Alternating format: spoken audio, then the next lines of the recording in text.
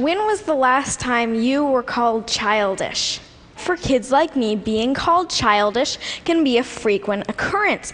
Every time we make irrational demands, exhibit irresponsible behavior, or display any other signs of being normal American citizens, we are called childish.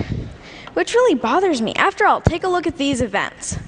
Imperialism and colonization, world wars, George W. Bush. Ask yourself, who's responsible?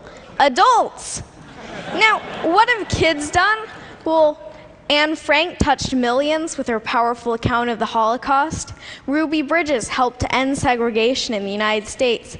And most recently, Charlie Simpson helped to raise 120,000 pounds for Haiti on his little bike. So as you can see evidenced by such examples, age has absolutely nothing to do with it. The traits the word childish addresses are seen so often in adults that we should abolish this age discriminatory word when it comes to criticizing behavior associated with irresponsibility and irrational thinking. Then again, who's to say that certain types of irrational thinking aren't exactly what the world needs? Maybe you've had grand plans before, but stopped yourself thinking, that's impossible, or that costs too much, or that won't benefit me. For better or worse, sweet kids aren't hampered as much when it comes to thinking about reasons why not to do things. Kids can be full of inspiring aspirations and hopeful thinking, like my wish that no one went hungry or that everything were free, kind of utopia. How many of you still dream like that and believe in the possibilities? In many ways, our audacity to imagine helps push the boundaries of possibility. Our inherent wisdom doesn't have to be insider's knowledge. Kids already do a lot of learning from adults, and we have a lot to share. I think that adults should start learning from kids. Learning between grown-ups and kids should be reciprocal. The reality, unfortunately, is a little different, and it has a lot to do with trust, or a lack of it. Now, if you don't trust someone, you place restrictions on them, right? Adults seem to have a prevalently restrictive attitude towards kids, from every don't do that, don't do this in the school handbook, to restrictions on school internet use.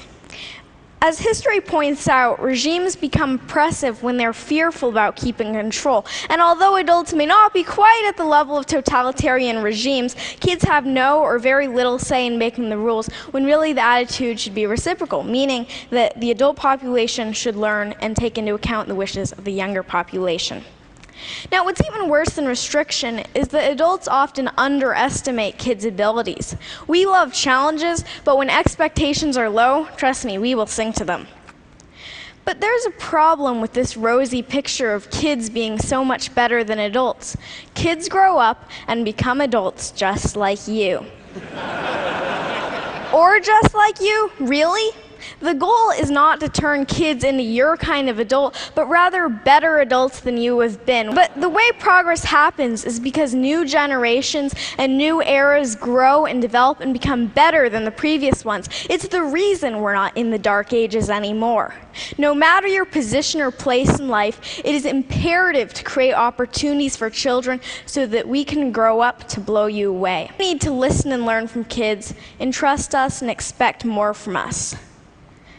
You must lend an ear today because we are the leaders of tomorrow. Adults, we are going to be the next generation, the ones who will bring this world forward. The world needs opportunities for new leaders and new ideas. Kids need opportunities to lead and succeed. Are you ready to make the match? Because the world's problems shouldn't be the human family's heirloom.